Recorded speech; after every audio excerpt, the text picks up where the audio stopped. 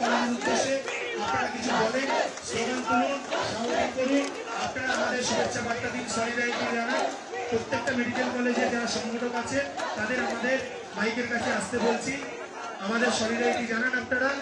আপনারা কিছু বলুন এবং বাকি সংখ্যক যে মানুষজন আছেন তারা স্টেজের আশেপাশে একটু যান, যেহেতু আমাদের জায়গা কম তাই আমরা সবাইকে হয়তো জায়গা দিতে পারবো না।